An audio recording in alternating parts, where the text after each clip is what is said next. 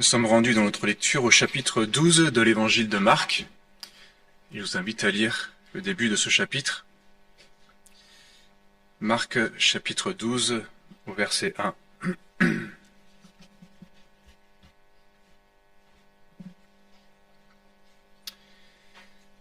Jésus se mit ensuite à leur parler en parabole. Un homme planta une vigne. Il l'entoura d'une haie, creusa un pressoir et bâtit une tour. Puis il la ferma à des vignerons et quitta le pays.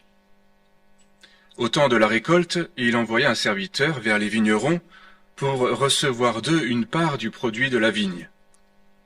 S'étant saisis de lui, ils le battirent et le renvoyèrent à vide. Il envoya de nouveau vers eux un autre serviteur. Ils le frappèrent à la tête et l'outragèrent. Il envoya un troisième qu'ils tuèrent, puis plusieurs autres qu'ils battirent ou tuèrent. Il y avait encore un fils bien-aimé. Il envoya vers eux le dernier en disant « Ils auront du respect pour mon fils. » Mais ces vignerons dirent entre eux « Voici l'héritier, venez, tuons-le, et l'héritage sera à nous. » Et ils se saisirent de lui, le tuèrent, et le jetèrent hors de la vigne. Maintenant, que fera le maître de la vigne? Il viendra, fera périr les vignerons, et il donnera la vigne à d'autres. N'avez-vous pas lu cette parole de l'Écriture? La pierre qu'ont rejetée ceux qui bâtissaient est devenue la principale de l'angle. C'est par la volonté du Seigneur qu'elle l'est devenue. Et c'est un prodige à nos yeux. Ils cherchaient à se saisir de lui, mais ils craignaient la foule. Ils avaient compris que c'était pour eux que Jésus avait dit cette parabole. Et ils le quittèrent et s'en allèrent.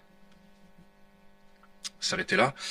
J'aimerais lire quelques textes parallèles, et tout d'abord dans la première épître de Pierre. On peut lire au chapitre 2, 1 Pierre chapitre 2.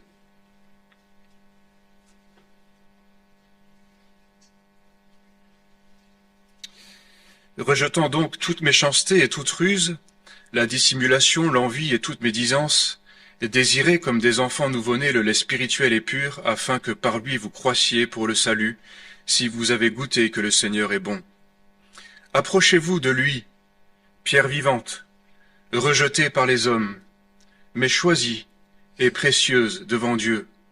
Et vous-même, comme des pierres vivantes, édifiez-vous pour former une maison spirituelle, un saint sacerdoce, afin d'offrir des victimes spirituelles agréables à Dieu par Jésus-Christ. Car il est dit dans l'Écriture, « Voici, je mets en Sion une pierre angulaire, choisie, précieuse, et celui qui croit en elle ne sera point confus. » L'honneur est donc pour vous qui croyez, mais pour les incrédules, la pierre qu'ont rejetée ceux qui bâtissaient est devenue la principale de l'angle, et une pierre d'achoppement, et un rocher de scandale. Ils s'y heurtent pour n'avoir pas cru à la parole, et c'est à cela qu'ils sont destinés. D'autres passages dans l'Ancien Testament, dans Ésaïe au chapitre 8.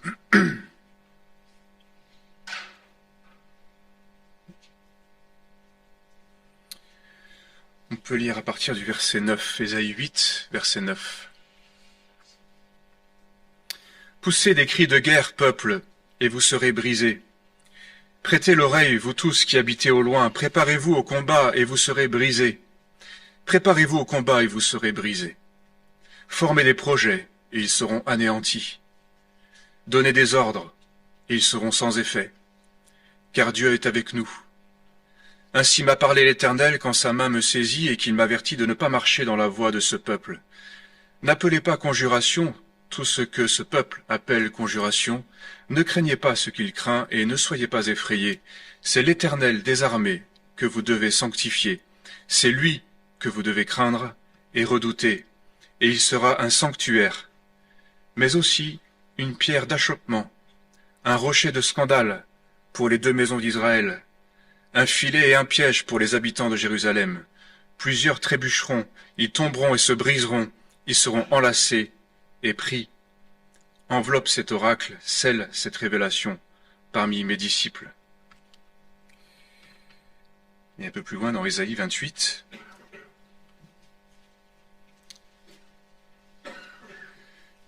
Ésaïe 28 au verset 14. Écoutez donc la parole de l'Éternel, moqueurs, vous qui dominez sur ce peuple de Jérusalem. Vous dites, nous avons fait une alliance avec la mort. Nous avons fait un pacte avec le séjour des morts. Quand le fléau débordé passera, il ne nous atteindra pas. Car nous avons la fausseté pour refuge et le mensonge pour abri. C'est pourquoi ainsi parle le Seigneur l'Éternel. Voici, j'ai mis pour fondement en Sion une pierre éprouvée, une pierre angulaire de prix, solidement posée. Celui qui la prendra pour appui n'aura point hâte de fuir. Je ferai de la droiture une règle et de la justice un niveau, et la grêle emportera le refuge de la fausseté, et les eaux inonderont l'abri du mensonge. Votre alliance avec la mort sera détruite, votre pacte avec le séjour des morts ne subsistera pas, quand le fléau débordé passera. Vous serez par lui foulés aux pieds. Et un dernier passage dans les psaumes, au psaume 127.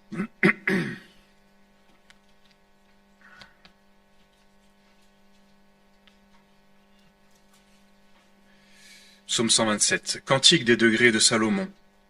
Si l'Éternel ne bâtit la maison, ceux qui la bâtissent travaillent en vain. Si l'Éternel ne garde la ville, celui qui la garde veille en vain.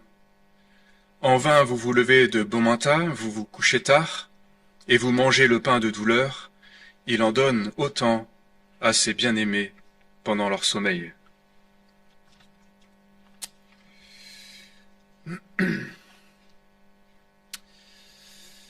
Donc ici, Jésus s'adresse cette fois-ci par l'intermédiaire d'une parabole à ses auditeurs. Une parabole qui peut susciter à la première lecture un sentiment assez évident d'indignation, d'injustice. C'est le propre d'une parabole et des images qui peuvent être plus faciles à comprendre. On peut souligner certains traits avec force et de manière à ce que la chose apparaisse clairement à la conscience des hommes. Alors certaines paraboles sont plus mystérieuses et d'autres sont là pour éveiller la conscience et expliquer des choses et les rendre d'une manière tellement évidente que la réaction spontanée du cœur jaillit.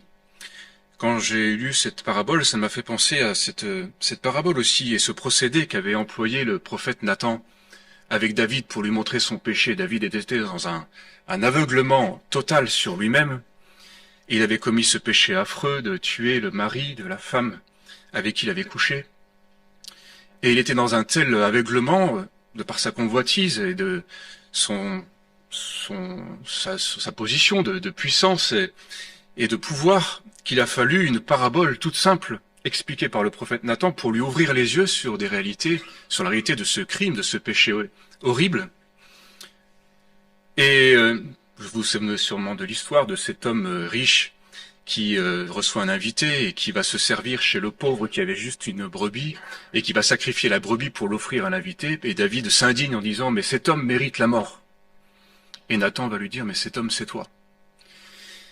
Et là, j'ai eu un peu le même sentiment lorsque Jésus raconte cette histoire de ce vigneron qui achète une vigne, qui va l'entourer d'une haie, qui va en prendre soin. Et cette image de la vigne est des fois reprise aussi dans la parole, qui symbolise l'amour de Dieu pour son peuple, et qui a choisi son peuple pour le salut, et qui va, on pourrait dire, chérir son peuple comme un vigneron va chérir sa vigne, va l'entourer d'une haie, va mettre une tour au milieu pour surveiller la vigne, mettre un pressoir, faire tout en sorte pour que cette vigne produise un bon fruit.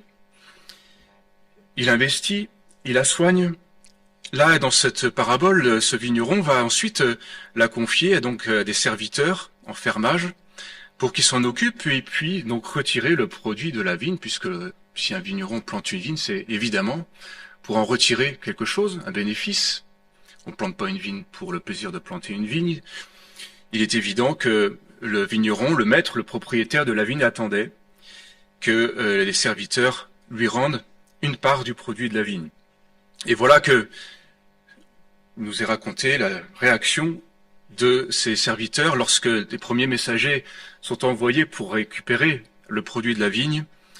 Le premier est renvoyé à vide, ils le battent. Le deuxième, il le frappe à la tête. Et puis, on a le sentiment que la chose va crescendo. Ils en envoient un troisième, et plusieurs autres, ils les battent, ils les tuent, jusqu'au point où le maître va décider d'envoyer son propre fils, son fils bien-aimé, en espérant que celui-là, au moins, il le respecte. Et il lui arrive exactement la même chose, et les vignerons se consultent entre eux et se disent « mais c'est l'héritier, on va pouvoir sceller cette affaire et récupérer le bien pour nous », il le tue. On pourrait dire « mais comment se fait-il que ce maître a envoyé autant de messagers qu'il n'ait pas compris plus vite le message et qu'il insiste tant, qu'il y ait autant de sang versé et qu'il aille jusqu'à espérer que ces vignerons respectent son fils ». On pourrait dire qu'il y a là une forme d'opiniâtreté, de naïveté peut-être. On va pas pousser la métaphore trop loin parce que malgré tout, cette circonstance et cette histoire nous dit quelque chose de l'amour de Dieu, puisque l'image qui est employée ici est pour nous parler de l'amour du Père, l'amour de Dieu qui a choisi son peuple, le peuple juif, pour le salut. Et saute aux yeux ici cette espèce de chose insupportable, la manière dont l'amour du Maître a été reçu, l'outrage qui lui a été fait, malgré sa patience, malgré les appels multiples, malgré tous les messagers qu'il envoie, et qu'on peut ici donc attribuer à ces personnages de l'Ancien Testament, les prophètes que Dieu a envoyés à son peuple pour l'avertir, pour le corriger, pour le ramener sans cesse dans le droit chemin, conformément au plan qu'il avait prévu pour ses enfants, pour ce peuple d'Israël choisi, choyé. Il a envoyé ses prophètes qui ont été aussi outragés. Certains sont morts. Ils ont été envoyés comme messagers de la part de Dieu, de son amour, de sa patience, de sa miséricorde. Il a envoyé Jean le Baptiste, qui a préparé le chemin pour annoncer la venue du Messie. Les Juifs n'ont pas reçu le message de Jean. Ils ont aussi répondu par l'incrédulité. Il est dit, la parole dit qu'ils ont rendu nul le plan de Dieu à leur égard. Et ils ont enfin outragé le Messie, lorsque Jésus est venu, et l'amener jusqu'à la mort. Voilà la réponse de l'homme qui a pourtant été choisi par Dieu, aimé par lui, et on pourrait dire quel scandale, quelle injustice lorsqu'on lit cette histoire, que d'outrager à tel point la grâce, la miséricorde de Dieu. Dieu se présente comme se présente dans la parole comme un Dieu compatissant, lent à la colère, riche en bonté.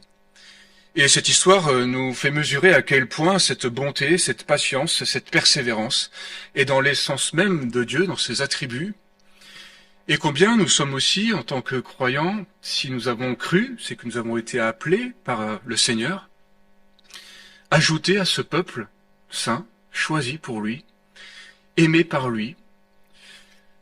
Et nous sommes de la même manière aussi, et ça nous amène à considérer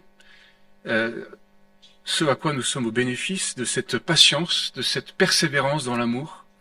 On pourrait dire, oui, de cette forme d'opiniâtreté du Maître qui ne cesse d'avertir ses enfants qui se détournent de lui, qui tend tous les jours, on pourrait dire comme il dit dans l'Ancien Testament, ses mains vers ce peuple rebelle et contredisant. Voilà comment est le cœur de l'homme naturel, rebelle et contredisant. Voilà comment il répond la plupart du temps à l'amour du Père, à sa patience et à son appel de grâce. Et là, lorsque Jésus s'adresse comme ça à ces Juifs, il y a d'autres parallèles dans les évangiles où il pose la question « Maintenant, que fera le maître de la vigne ?» Ici, Jésus répond, mais dans les autres parallèles, semble-t-il, c'est les auditeurs qui répondent immédiatement « Mais il viendra et il punira, il fera périr ses vignerons, il confiera la vigne à d'autres. » La réaction spontanée, c'est évident. Tout d'un coup, ça apparaît à leurs yeux avec clarté. On peut pas mépriser de manière, on pourrait dire impunément, sans qu'à un moment donné, la patience de Dieu se lasse. C'est ce qui s'est passé avec le peuple d'Israël. Le refus obstiné de ce peuple a ouvert aussi la voie, la porte aux païens, aux nations étrangères, pour le salut. Et cette parabole décrit donc ce plan de Dieu, cette attitude du peuple choisi, mais aussi cet amour de Dieu et son choix. Il a choisi, c'est son initiative, pour son bon plaisir. C'était pas un peuple meilleur que les autres. C'était son décret. C'était sa décision. C'était son amour, insondable. C'est là le mystère de l'appel de Dieu, de son amour. Et Jésus va rappeler cette parole qu'on lit aussi, qu'on a lu dans plusieurs parallèles, qui parle de ce rejet, où il est dit que la pierre qu'ont rejeté ceux qui bâtissaient est devenue la principale de l'angle. Et c'est par la volonté du Seigneur qu'elle l'est devenue, et c'est un prodige à nos yeux. Quel est donc ce rejet des bâtisseurs qui ont rejeté la pierre de l'angle? C'est une image, il est question évidemment ici, on l'a compris, du Seigneur Jésus, qui est appelé à plusieurs reprises la pierre angulaire, le fondement, sur lequel va se bâtir son Église, cet édifice spirituel.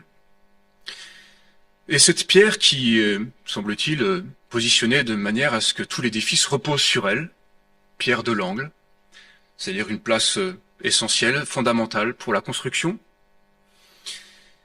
qui va se présenter comme, pour certains, pour ceux qui s'y appuient, qui veulent fonder leur vie et leur construction sur cette pierre-là, comme un rocher sûr et solide, un refuge, et pour ceux qui la refusent, une pierre qui va détruire, qui va être une pierre d'achoppement. De sorte que cette réalité de cette pierre, une pierre, qu'est-ce qu'il y a de plus méprisable qu'une pierre? Il est dit que c'est vrai que cette pierre a été méprisée par les hommes, mais elle a été choisie par Dieu, précieuse, cette pierre qui est devenue la pierre de l'angle. De sorte qu'elle a, on pourrait dire, deux facettes, deux aspects, qui va faire un clivage, une différence fondamentale entre ceux qui discernent quelle est cette pierre, son importance, et qui vont s'appuyer dessus, et ceux qui la rejettent. La différence se fait là. Et c'est une différence fondamentale dans la vie des hommes. Ceux qui la rejettent, ce sont les bâtisseurs. C'est-à-dire, si on peut résumer en quelques mots la mentalité du bâtisseur, c'est cet homme qui a l'assurance en lui-même, de par son savoir-faire. On retrouve un peu cette ambiance dans la construction, dans ceux qui bâtissent, cet orgueil, cette satisfaction de créer à partir de rien un bâtiment, un édifice.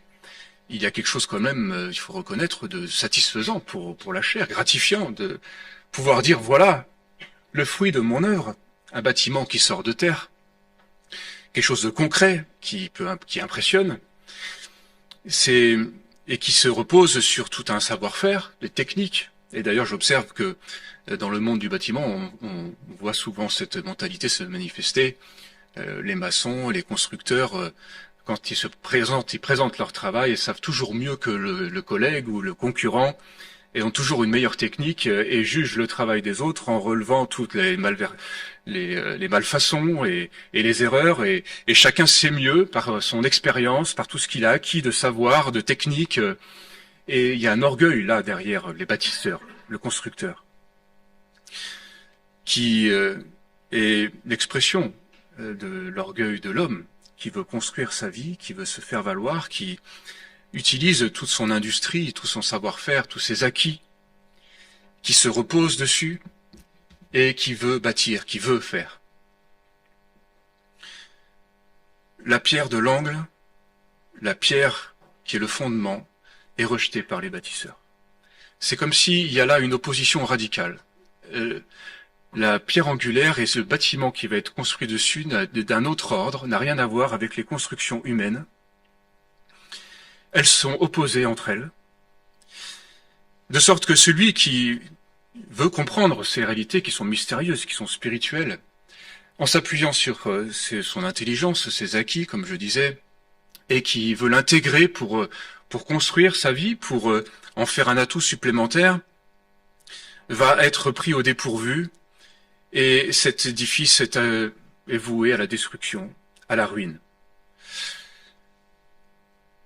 C'est une réalité que on a parfois de la peine à comprendre et à laquelle on est sans cesse ramené, je dirais même dans l'œuvre de Dieu, où on a compris que notre vie n'a pas de sens pour ceux qui se sont convertis, qui ont été appelés par le Seigneur, qui sont donnés à lui, n'a pas de sens sans Jésus-Christ qui est le fondement, qui est celui qui a tout pouvoir, par qui tout doit se faire,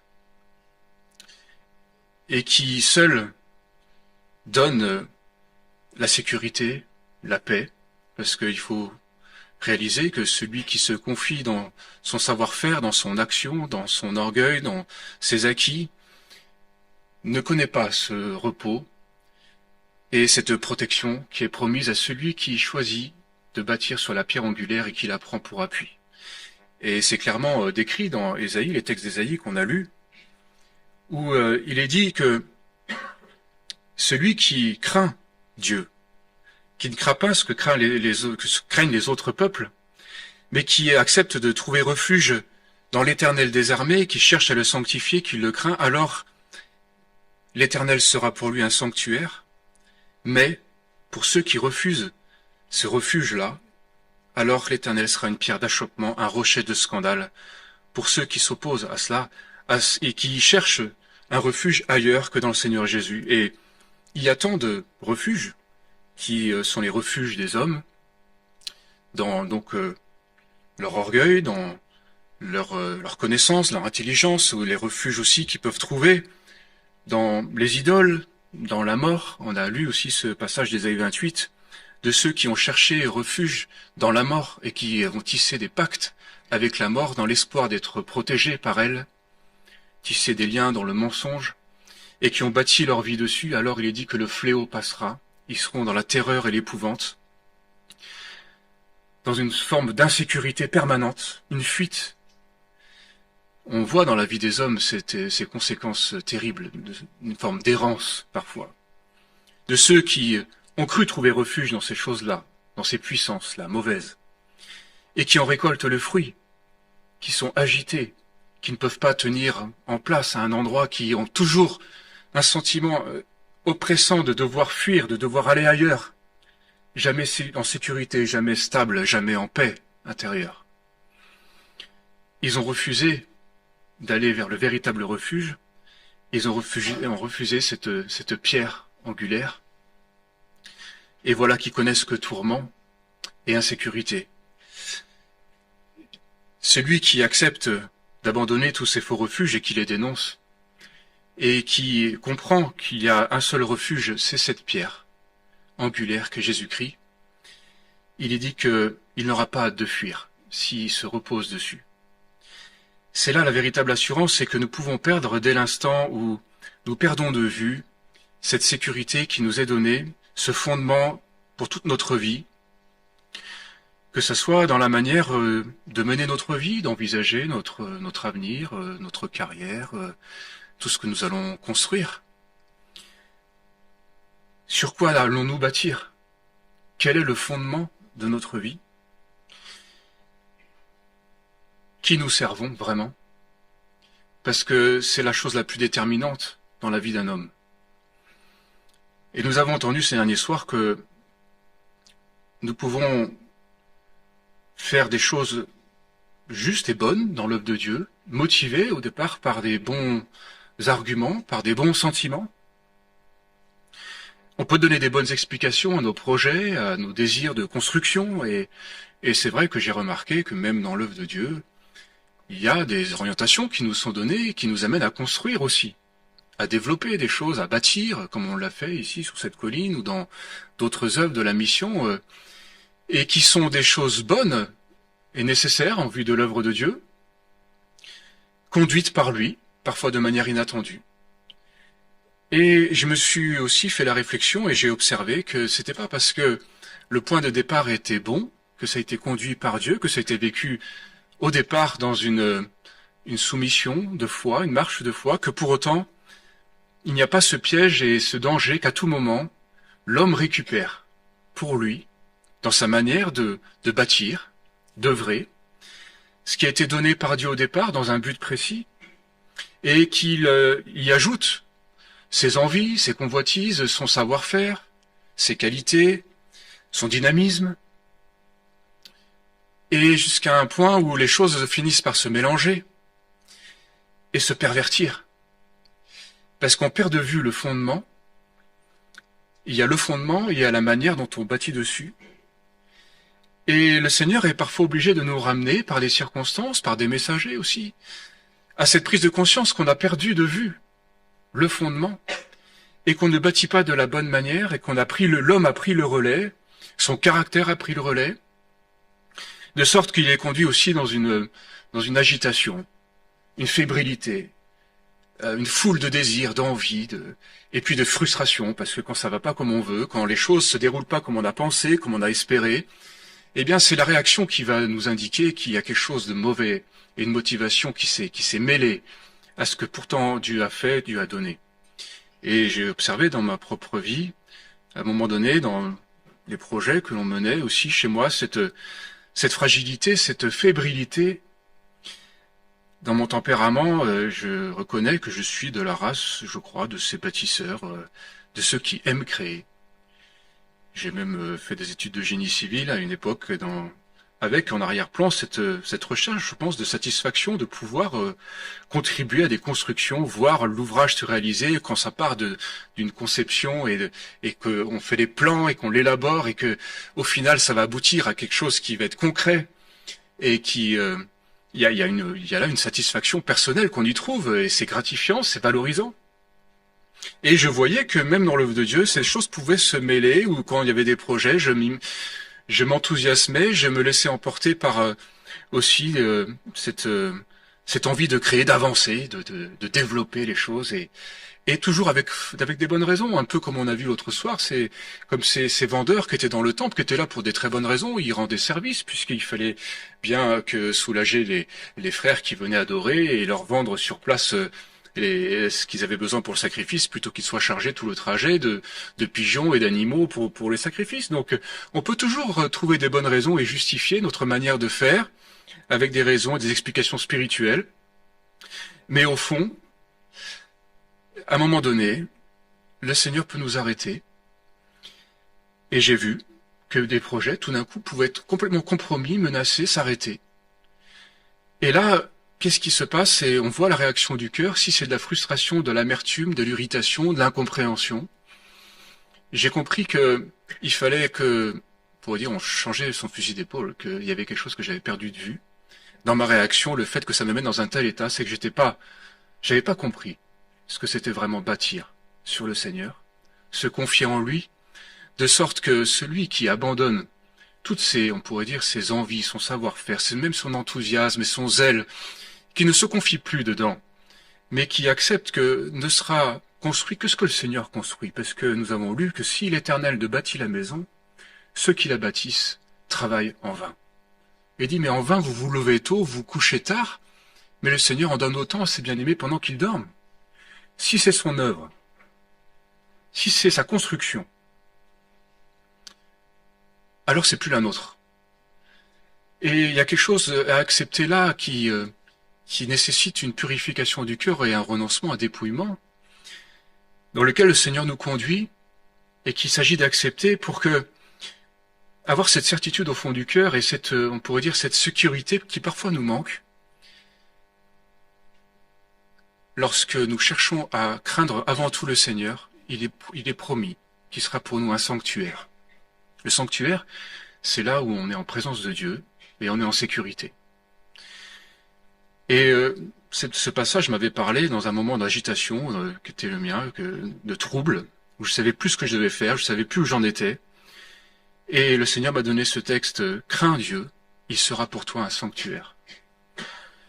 Et le fait d'être ramené à lui, à fonder ma vie de nouveau sur lui et d'avoir cette confiance que ça se fera si lui il le veut. Ça se déroulera comme il a prévu, selon son plan, et ça sera sa construction, et que l'homme n'est pas appelé à, comment dire, à mener dans l'œuvre de Dieu toute cette mentalité du bâtisseur. L'œuvre de Dieu n'est pas pour les bâtisseurs. Ils sont exclus. Voilà. C'est l'œuvre de Dieu. Et ce qui est propre à l'œuvre de Dieu, c'est que justement, c'est l'œuvre de Dieu, c'est pas l'œuvre d'un homme. Il n'y a pas de mélange possible. Est-ce que Dieu construit? Eh bien, c'est quelque chose qui est solide et qui demeurera, il est dit, pour l'éternité. Son royaume, c'est-à-dire ce qui s'établit avec son peuple, déjà sur cette terre, dans l'Église, dans nos cœurs, son royaume, ce qui va être construit, qui relève de son œuvre, de son règne, ça c'est un règne éternel qui subsiste d'âge en âge. Tout ce que l'homme construit, avec les pouvoirs les plus puissants, qui ont créé des civilisations, des royaumes, finit toujours par se détruire. L'histoire nous le montre. Toute l'assurance et l'orgueil qu'il en tire sera réduit à néant devant l'avènement du Fils de Dieu. Et il y a cette image aussi qui est donnée dans le rêve de Nebuchadnezzar. Je ne sais pas si vous vous souvenez de cette image, de cette statue, avec différentes strates qui représentent les différents royaumes. Et une pierre se détache de la montagne et va détruire tous ces royaumes. Cette pierre, on retrouve cette image, cette pierre c'est Jésus-Christ, c'est l'avènement de Jésus-Christ, de son royaume. Et Daniel va dire des choses magnifiques sur cette révélation de ce royaume qui règne d'âge en âge, qui est éternel, qui est solide et qui ne sera jamais détruit. Bâtir sur la pierre angulaire, c'est avoir cette certitude que ce que nous faisons, c'est Dieu qui l'accomplit pour nous. Il y a aussi ce passage qui est très touchant, il dit « Seigneur, tu nous donnes la paix, car tout ce que nous faisons, c'est toi qui l'accomplis pour nous. » Et ce qu'il accomplit pour nous, c'est solide, ça demeurera pour l'éternité. Et c'est pourquoi ce passage nous invite à rentrer en nous-mêmes et sonder nos cœurs pour savoir sur quoi nous bâtissons, sur quoi notre vie est-elle fondée, qui nous servons vraiment. Est-ce que nous servons le Seigneur, son œuvre, ou est-ce que nous nous servons de lui, de son œuvre, pour satisfaire nos ambitions, nos projets, notre tempérament, ce que nous aimons faire? Quel est le moteur? Quelle est la pierre sur laquelle nous construisons?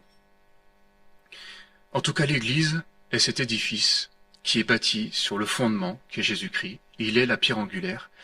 Et si chacun des croyants accepte d'être dépouillé de tout autre appui pour bâtir ensemble sur ce fondement qu'est Jésus-Christ, alors il est dit, nous sommes tous des pierres vivantes, nous formons cet édifice spirituel et nous pouvons vivre cette œuvre et on pourrait dire cette bénédiction du royaume de cet édifice qu'est l'Église, dans la paix, dans la joie, dans la certitude de la conduite de Dieu, parce que c'est lui qui va conduire toutes choses pour que son ouvrage se construise peu à peu, et on y participe par la grâce de Dieu, parce qu'on a été appelé à être ces pierres vivantes qui s'édifient et qui participent à cette construction.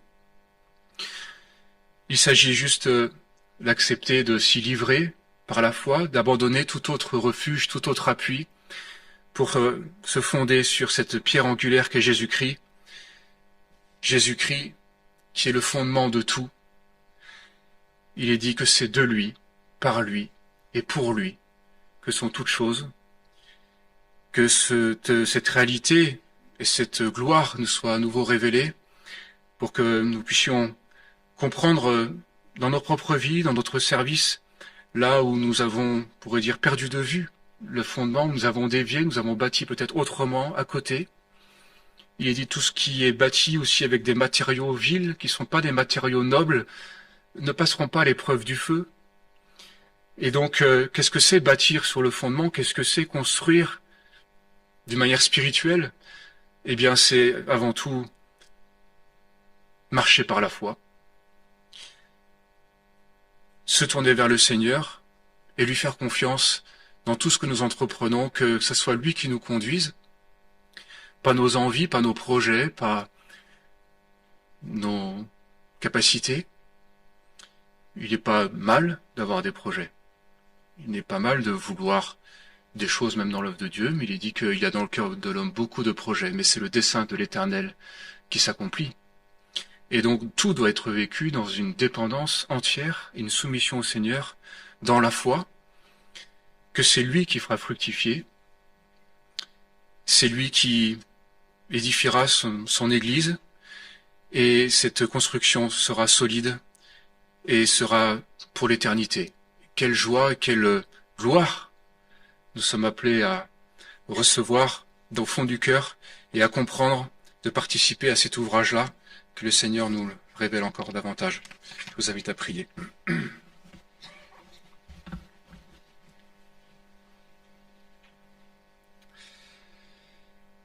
Seigneur, nous ne voulons pas être de ces fous qui construisent sur le sable, mais de ces sages qui savent construire sur le roc qu'est Jésus-Christ.